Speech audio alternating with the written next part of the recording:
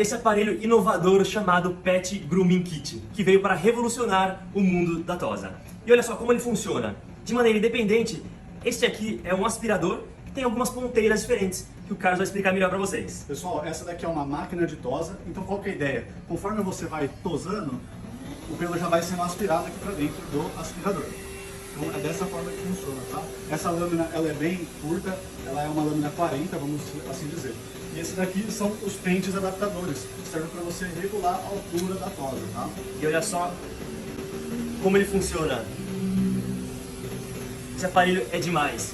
E além dessa ponteira, que é a máquina de tosa, você consegue trocar a ponteira. Então, por exemplo, eu tenho um cão de pelo longo, eu posso colocar essa rasqueadeira e aí eu já vou rasqueando o meu cão, aspirando ao mesmo tempo.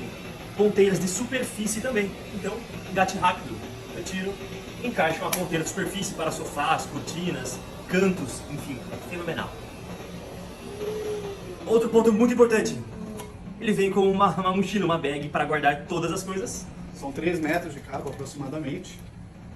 Isso traz muita facilidade na sua casa, traz muita comodidade.